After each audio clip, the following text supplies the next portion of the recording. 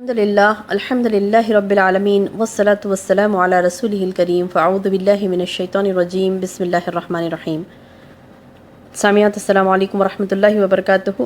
پچھلے درس میں ہم نے دیکھا تھا کہ اللہ کے رسول صلی اللہ علیہ وسلم اور دیگر مسلمانوں نے شہداء کو دفن کیا، اور دفن کرتے وقت یعنی کفنانے کے لیے بعض وقت چادر بھی کم پڑ گئی، جیسے سر کو ڈھانکا جاتا تو پیر کھلے رہ جاتے اور پیر کو ڈھانکا جاتا تو سر کھلا رہ جاتا۔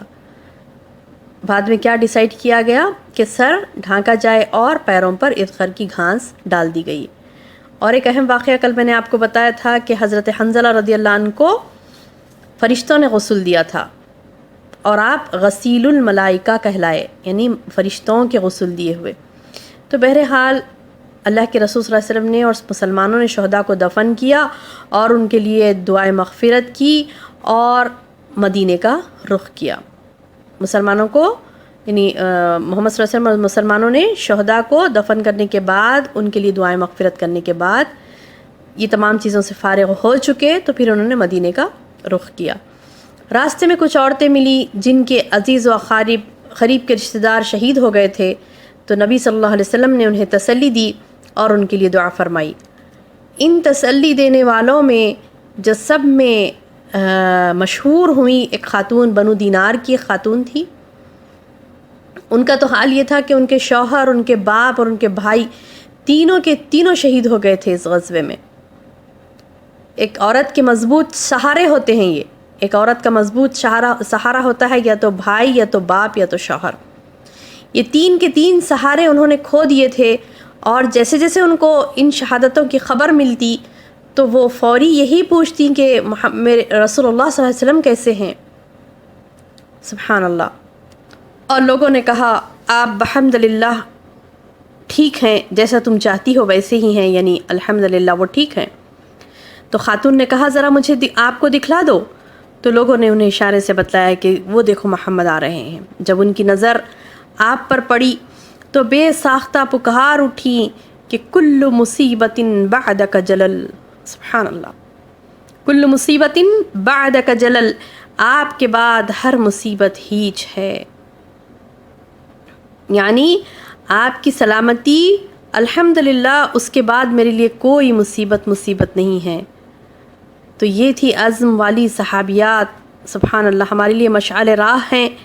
یہ خواتین کی زندگی، ان کے عزائم، ان کے ارادے، ان کے حوصلے اور ان کا ایمان ہمارے لیے ایک مشعل راہ ہے۔ سبحان اللہ، کہ اتنی مصیبتوں کے پہاڑ ٹوٹنے کے بعد رسول اللہ صلی اللہ علیہ وسلم کی سلامتی، دین اسلام کی فلاح اور اسلام کی سربلندی، یہ چیز جب دکھائی دیتی ہے ان کو تو اس کے سامنے ہر مصیبت ان کے لیے ہیچ تھی۔ سبحان اللہ۔ اللہ ہم سب کے ایمان کو بھی صحابیات والا ایمان بنا دے یا رب، آمین یا رب۔ مدینہ پہنچ کر مسلمانوں نے پھر ہنگامی حالات میں رات گزار دی۔ زخم، تھکان اور غم و الم نے انہیں چور چور کر رکھا تھا، پھر بھی مدینے کا پہرا دیتے رہے مسلمان۔ رسول اللہ صلی اللہ علیہ وسلم کی حفاظت پر متعین تھے۔ کیونکہ ان کو خطرہ تھا کہ دشمن کہیں پلٹ کر واپس نہ آئے۔ جیسے میں نے پچھلے درس میں آپ کو بتایا تھا کہ اللہ نے ان کے دلوں کو پھیڑ دیا اور انہوں نے وہاں سے کوچ کر کے مکی کی راہ لی۔ اگر وہ چاہتے تو مدینے پر حملہ کر سکتے تھے، وہاں پر مدینے میں ان کے ساتھ مقابلہ کرنے والا کوئی نہیں تھا، لیکن جب یہ صحابہ مدینہ آئے تو ان کو یہ پورا یقین تھا اس چیز کا کہ یہ لوگ پلٹ کر آئیں گے۔ اللہ نے تو ان کے دلوں کو پھیڑ دیا اور وہ چلے گئے، لیکن اللہ تعالیٰ کو یہ منظور نہیں تھا کہ صحابہ کرام وہاں پر جبل احد میں رہیں اور ان کے مال، ان کی اولاد، ان کی عورتوں کی حفاظت نہ ہو۔ یہ ممکن نہیں تھا، کیونکہ یہ اللہ کی راہ میں گئے ہوئے تھے، اللہ کی راہ میں گئے تھے۔ اللہ تعالیٰ نے ان کی ایسی مدد کی، سبحان اللہ، کہ دشمن کو موقع ہونے کے باوجود دشمن کا دل ادھر نہیں پلٹا اور وہ واپس چلے گئے، مکی کی راہ لی۔ اب یہ لوگ جبل احد سے اتر کر نماز جنازہ پڑھے، سب کو دفن کیے، وہاں پر جو بھی شہید ہوئے تھے غزوہ احد میں، میدان احد میں پڑے تھے لاشیں، ان کو دفنائے، اس کے بعد جب پلٹ کر مدینہ آئے تو آنے کے بعد ان کو ایک کھٹکا لگا تھا کہ کہیں وہ واپس نہ آ جائیں، اسی لیے وہ کیا کر رہے تھے، مسلسل پہرا دے رہے تھے. اور رسول اللہ صلی اللہ علیہ وسلم نے محسوس کیا کہ دشمن کی حرکت و نقل پر نظر رکھنا ضروری ہے، تاکہ اگر وہ مدینہ واپس آنے کی کوشش کرے تو ان سے کھلے میدان میں دو ہاتھ کیے جائیں، یعنی کھلے میدان میں جا کر ان سے مقابلہ کیا جائے. چنانچہ جب اللہ کے رسول صلی اللہ علیہ وسلم کو یہ معلوم ہوا، چند لوگوں نے خبر دی کہ وہ لوگ واپس آ رہے ہیں حملہ کرنے کے لیے، تو رسول اللہ صلی اللہ علیہ وسلم نے اعلان فرمایا، صبح صبح آپ نے یہ اعلان فرمایا کہ مسلمانوں میں اعلان فرمایا کہ دشمن سے مقابلے کے لیے چلنا ہے. مسلمانوں میں آپ نے یہ اعلان فرمایا کہ دشمن سے مقابلے کے لیے چلنا ہے، اور صرف وہی آدمی جا سکتا ہے جو معرکہ احد میں موجود تھا. اللہ اکبر، کیسا سخت ترین مرحلہ ہے. دیکھیے، جنگ سے تھکے ہارے آئے ہیں گھروں کو، اور پھر حکم ہو رہا ہے کہ چلو جو بھی جنگ میں شریک تھے وہ تمام کو حکم دیا گیا کہ چلو پھر سے جا کر وہاں پر آگے میدان میں جا کر ان سے لڑنا ہے دشمن سے. تو لوگوں نے کیا کہا، سمعا وطاعا، ہم نے بات سنی اور ہم نے مان لی.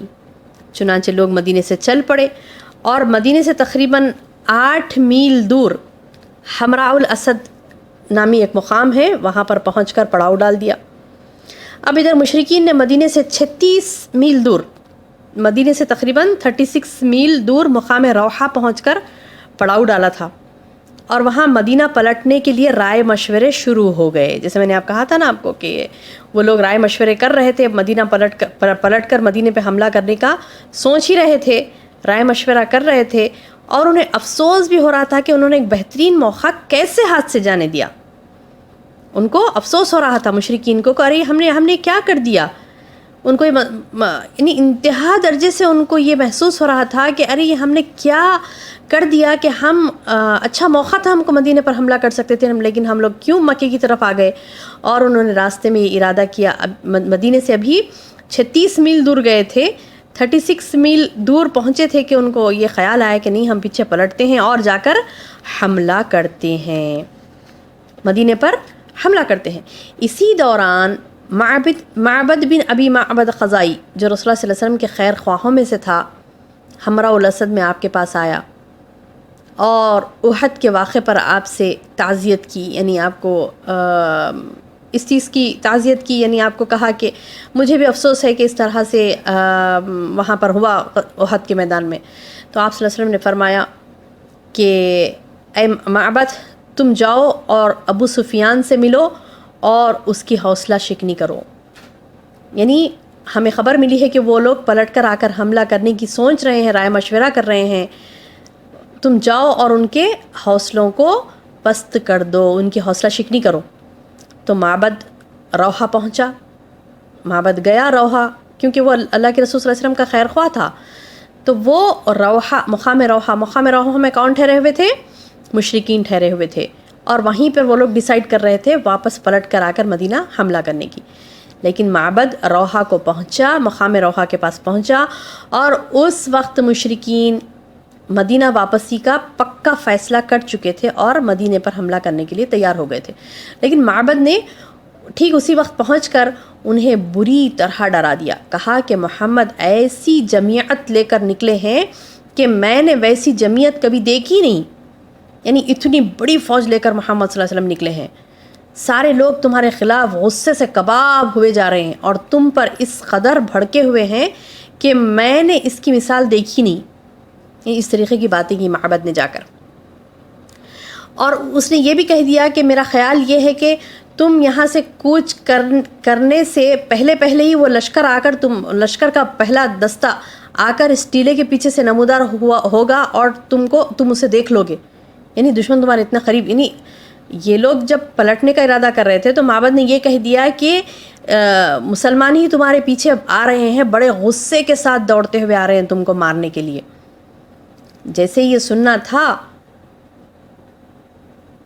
ابو سفیان نے کیا کیا، مکی لشکر کو یہ بات بتا دی اور کہا کہ وہ بہت ہی غصے کے ساتھ وہ لوگ بہت ہی بڑی تیاری کے ساتھ آ رہے ہیں، اب ہم کیا کریں گے؟ ان تمام کے عزائم ڈھیلے پڑ گئے اور ان کے حوصلے ٹوٹ گئے، اور واقعتاً مشرکین کے عزائم بہت ہی کمزور ہوتے ہیں، بہت ہی کمزور۔ ایک نعرہ، ایک بات ان کے لیے کافی ہو جاتی ہے اور وہ حوصلہ ان کا ٹوٹ جاتا ہے۔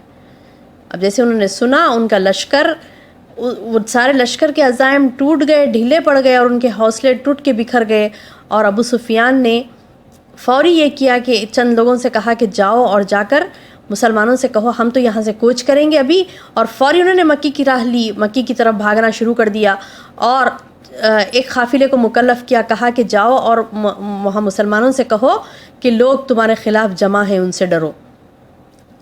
یعنی یہ خود ڈر گئے اور بھاگ رہے تھے، اور یہ میسیج ان کو پہنچا رہے تھے مسلمانوں کو کہ جاؤ، جا کر یہ میسیج مسلمانوں کو یہ میسیج پہنچا رہے تھے کہ لوگ تمہارے خلاف جمع ہیں، ان سے ڈرو۔ یہ بات سورہ آل عمران کی آیت نمبر 173 میں آئی ہے۔ اللہ تعالیٰ ارشاد فرماتا ہے ان الناس قد جمعوا لکم فاخشوہم، لوگ تمہارے خلاف جمع ہیں، ان سے ڈرو۔ اب تاکہ مسلمان اس کا تعاقب نہ کریں، یعنی یہ لفظ، یہ سینٹنس بولنے کی وجہ کیا تھی مشرکین کی؟ تاکہ مسلمان ان کے پیچھے نہ آئیں اور وہ جلدی مکہ پہنچ جائیں۔ اب جہاں تک مسلمانوں کا تعلق ہے تو یہ دھمکی ان پر کچھ اثر انداز نہیں ہوئی، یہ دھمکی ان پر کچھ بھی اثر انداز نہیں ہوئی، بلکہ انہوں نے کہا، سورہ آل عمران ہی میں آتا ہے 173 میں، آیت نمبر 173 میں، فزادہم ایمانا وقالوا حسبنا اللہ ونعم الوکیل، اس نے ان کے ایمان کو اور بڑھا دیا، یعنی اس بات نے ان کے ایمان کو اور بڑھا دیا، اور انہوں نے کہا حسبنا اللہ ونعم الوکیل، اللہ ہمارے لیے کافی ہے اور وہ بہترین سازگار ہے، بہترین کارساز ہے۔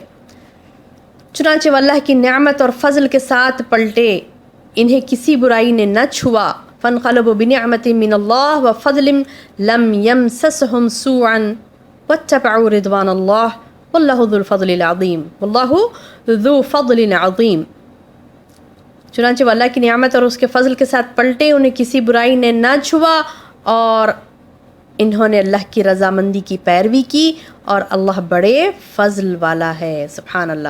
یعنی اللہ تعالیٰ، یہ قرآن کے آل عمران کی آیتیں پڑھیے، ان آیتوں میں وہ منظر ہے جو مشرکین مکے کی طرف بھاگ رہے تھے، اور انہوں نے یہ میسج چھوڑا مسلمانوں کے لیے، یہ کہہ کر کہ تم ڈرو، ہمارے پاس بہت بڑی پبلک ہے، بہت بڑا فوج ہے ہماری، لیکن یہ بات ان کو ڈرانے کی بجائے اور ان کے ہمت کو، یعنی ان کی ایمان کو یہ چیز اور بڑھا دی، اور انہوں نے کہا کہ ہم برابر لڑیں گے، اللہ ہمارے لیے کافی ہے، وہ بڑا کارساز ہے، بہترین کارساز ہے۔ تو سبحان اللہ، اس طریقے کے عزائم، بس اللہ مسلمان، جیسے میں نے پچھلے بھی کہا تھا کہ بس اللہ آپ کے عزائم کو، آپ کے ارادوں کو، آپ کے حوصلے کو، آپ کے ایمان کو چیک کرتا ہے، اس کے بعد تو جنت لازم ہے انشاءاللہ باذن اللہ، جیسے صحابہ کرام کو ملی تھی۔ جیسے کہ اللہ کے رسول صلی اللہ علیہ وسلم نے کہا تھا کہ میں ان کے لیے گواہ بنوں گا۔ بہرحال یہ تھی احد کے بعد کی کارروائی۔ اللہ تعالیٰ سے دعا ہے کہ اللہ تعالیٰ جیسے ہم کو یہ علم کی نعمت سے نواز رہا ہے، ان کے ایمان کو جاننے کی نعمت، وہ علم کی نعمت سے ہم کو نواز رہا ہے ہمارا رب، اللہ تعالیٰ ہمارے رب سے ہم یہی دعا کرتے ہیں انشاءاللہ کہ اللہ تعالیٰ ہم کو بھی ویسا صحابہ کے جیسے عزائم، ان کے جیسا ایمان اور ان کے جیسے حوصلے عطا فرمائے، آمین یا رب۔ السلام علیکم ورحمۃ اللہ وبرکاتہ۔